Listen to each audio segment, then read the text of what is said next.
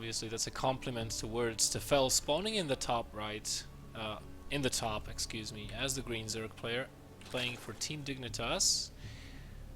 His opponent is going to be GraVe, the teal Protoss player, playing for Team ESC Icebox, which I have recently found out, thanks to you, Wardy, that it is a company that makes whatchamacallit, that thing that you can sockets for hard drives, for interchangeable hard drives and stuff like that.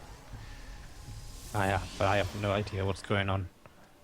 You what? Where? What? Why? Nevertheless, we have looks like for the time being we can't actually tell what the opening of Tefel is going to be. GraVe is getting an in-base pylon. He does this very, very often. If you're from Poland, you probably can understand what these two guys are talking about right now, but for those who are not, 2 weeks from now, on March 21st through to March 23rd, there's going to be a LAN in the Polish city of Poznań. And GraVe was asking if Tefel is going to be attending, to which he said yes, and GraVe was very happy with that information. Maybe I will be at the LAN as well, actually casting it, but nothing's certain just yet. So if you're from Poland, I would like to, and I happen to go there, I would like to meet some of you guys. That would be nice. So we have a 14 pull from Tefel, followed by a hatchery, not risking going with a hatch first. As we said before multiple times, Tefel never hatches first. Yeah, he's not going to risk it here, not on the Haas map. Now look at this. It's do have a actually forge, an in-base forge. This is a build that GraVe has done sometimes. He doesn't do it all the time, but sometimes he does it, and it's a really old build. Very effective, but a really old build. I wonder if he's going to go for the parting all-in here with Immortals and Sentries, a really old school build, because one variant of that build is getting an Axis first and then an in-base forge, which makes you kind of safe versus early pools. Yeah, it is a nice safe build, and I mean, he's got his cannon on the way down, and I mean, Tefel's not really making any Zerglings. He has no reason to, so he's just going to probably take a third base very quickly because he knows what's up. You know, he knows that there's a forge because he's seen the photon cannon. He probably could have told by the gateway timing as well that it was a bit later. So you know, Tefel, he knows what's up. I'd be surprised if he took a gas, because the standard way to play against forge expands is that gasless free hatch. There's nothing that's going to hit you so early that you need speed. So that's what we're expecting, at least for now. We see the injects coming down, and there is a drone heading over towards that third base. But GraVe does have a probe there to annoy and block for as long as he can. So that's pretty annoying. Tefel, you know, he's got the minerals to take that right now. And the longer it gets delayed, you know, basically the better it is for GraVe, though it's not massively game-changing. Put a pylon there. It's very nice, though.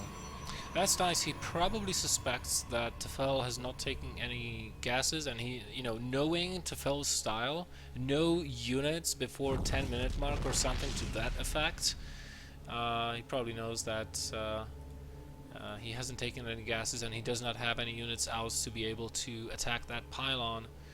He did force Tefel to take another third right here, which is, well, I don't know. I think both of these bases are a little, like, in terms of how easy it is to pick them off with an attack, I think it's quite equal, but I have to say that at the same time, this base on the right side, which Tefel wanted to take originally, is a little bit better defendable, right? I mean, you can get a better concave there. I don't know, it's not as many chokes as around this base that Tefel was forced to take over here. But here we have a third base from GraVe, which is really bold fast here. Yeah, he's going to be playing a nice greedy game. He's got his +1 on the way, of course, with that forge coming down very early. And, you know, what I guess I kind of expect here for him to just go into probably kind of the Blink and Immortal kind of expansion, you know, get the Blink so that you can, because Blinks actually makes your Stalkers so useful, especially if they have a fast +2. Makes Blink so good, so probably expecting something like that. I'd be surprised if he threw down anything crazy like a Stargate and started trying to go Void Rays. Yeah, definitely. So a little bit of a poke here with the Zealot Stalker and a Mothership Core that's lagging behind a little bit. These well, these Zerglings should not have been able to kill that Stalker though. That was a miss micro for sure from GraVe. Ideally, you don't want to lose that Stalker, especially since there is no reason for it. I mean, the speed was not yet done, so you know, losing a Stalker to slow lanes, that's kind of shameful, I'd say. But Tefel is going to find out about the third base right now, and he's got to be going like, I better attack.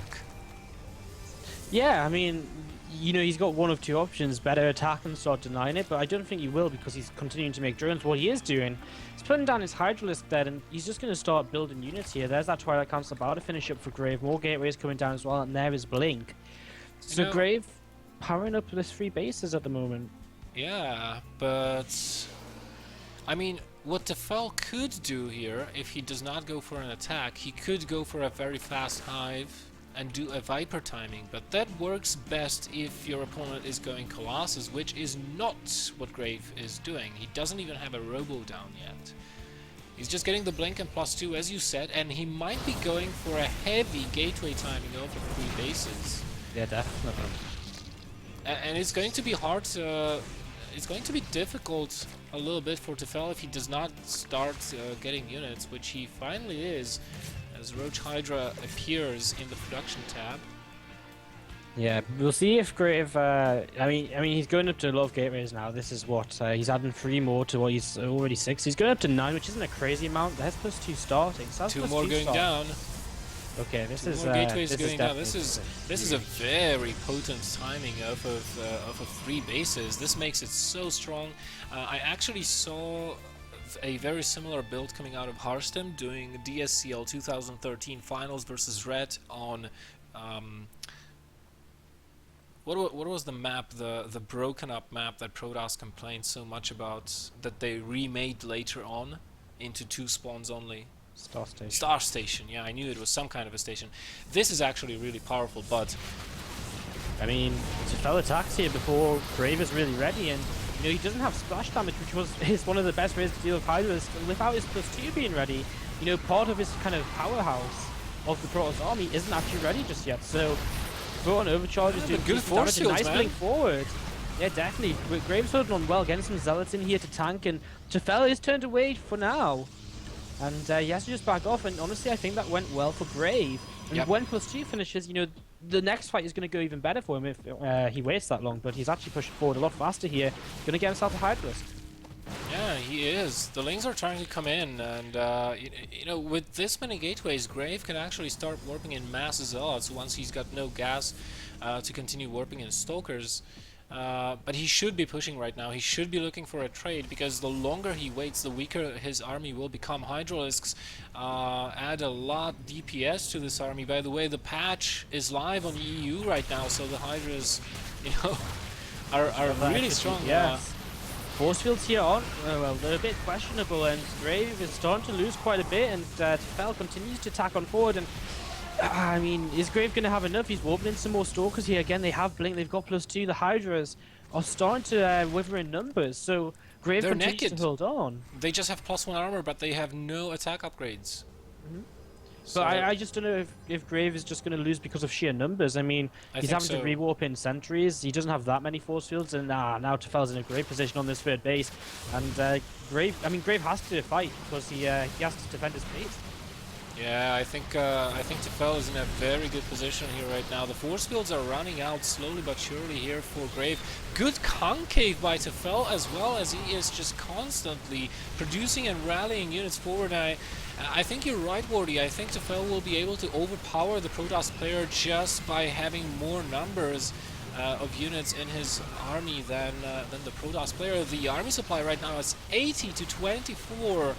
Tefel almost doubling his opponent in overall supply, and he still continues to rally units forward. Yeah, and I mean, this kind of just went from bad to worse for GraVe. And I mean, obviously he was trying to hit a timing, but when Tefel